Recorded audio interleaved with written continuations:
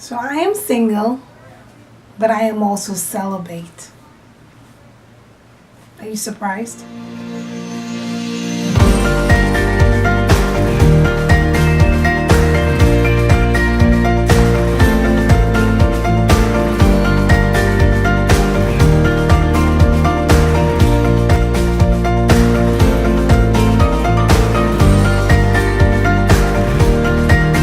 So we're living in a world where sex means almost nothing.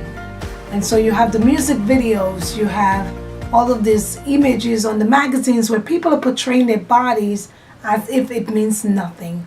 For some, I do understand that it is a career, and so that's how you make your money, and that's how you boost your self-esteem, and that's all well and good. But I want to take you into my journey of celibacy. And a lot of you have seen my videos, and we talk about being single and the beauty of singleness.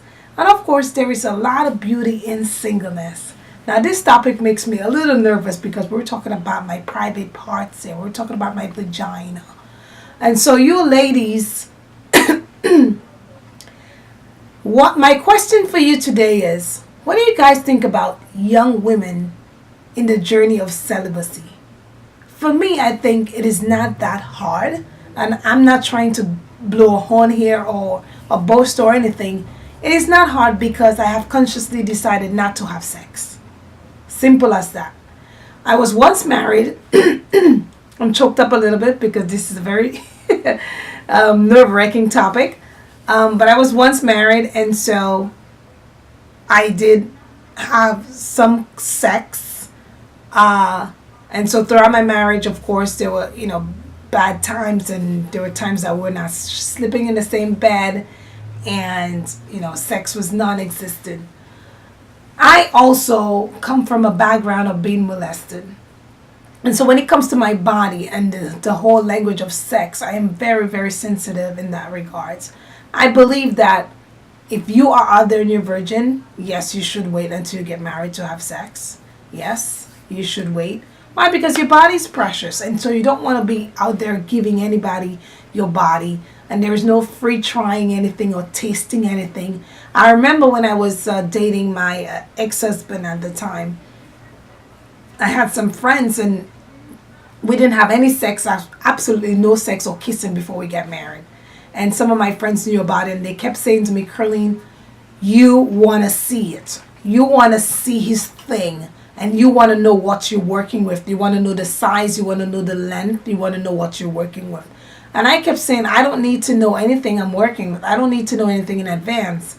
I believe that if God placed someone in your life, you will enjoy him or her with whatever body type they're coming with. After all, if you're attracted to somebody, then that's what you're going to deal with. That's what you wanted. That's what you like. So that's what you're going to enjoy. And I believe that love covers all things.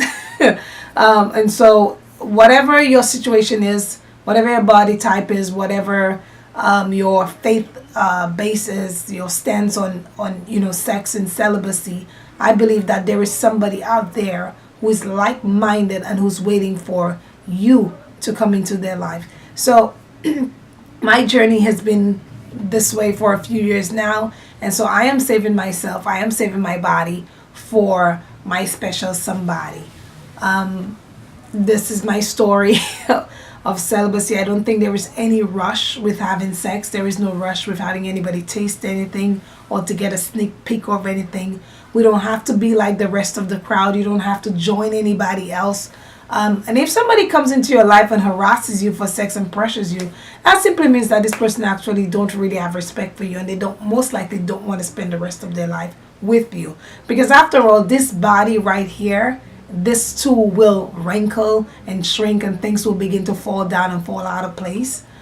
And so you want somebody that has good conversation, somebody that's your friend, somebody who believes in the things and adores and cherishes the things that you do, and someone that you can share life with. And your relationship has got to be more than just a sexual encounter.